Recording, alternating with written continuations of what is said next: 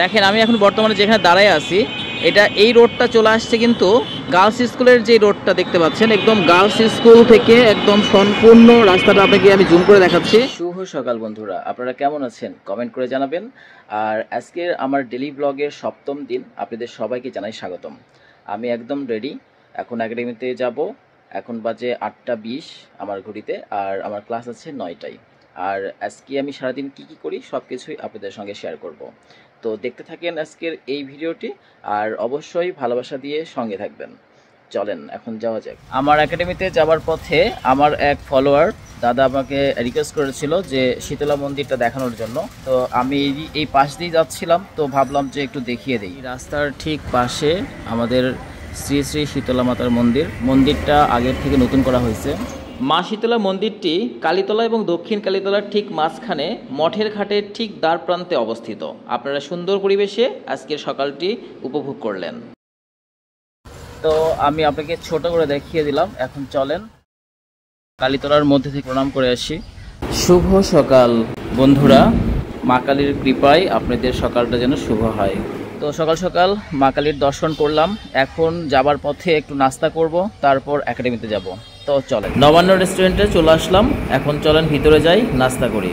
আজকের নাস্তাতে আমি নিয়েছি খিচুড়ি আর ডাল। তো এই তো চলে আসলাম একাডেমিতে। এখন আমি ক্লাসে যাব। আমার ঘড়িতে এখন বাজে 9টা।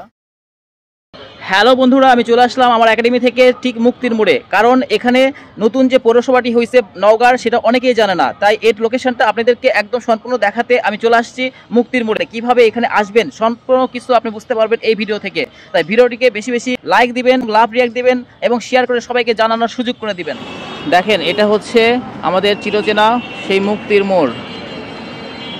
আমি আপনাকে একটু সামনে থেকে দেখাই।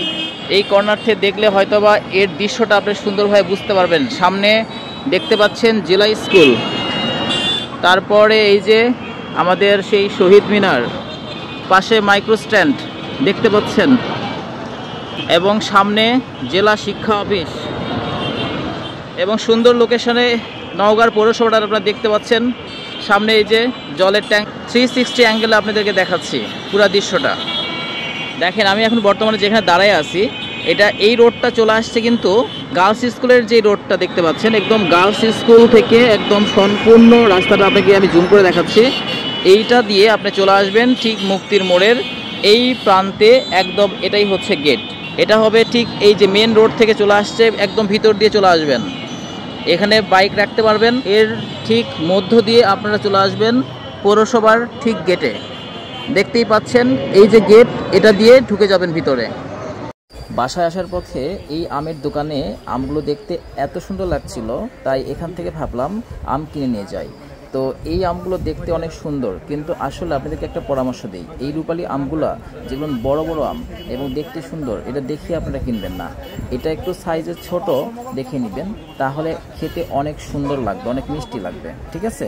তো এই ট্রিক্সটা আপনারা একটু ফলো করবেন, তাহলে কখনো ঠকবেন না। আজকের ডেলি ব্লগ থেকে আমি বিদায় নিচ্ছি। পরবর্তী ব্লগে আবার দেখা হচ্ছে।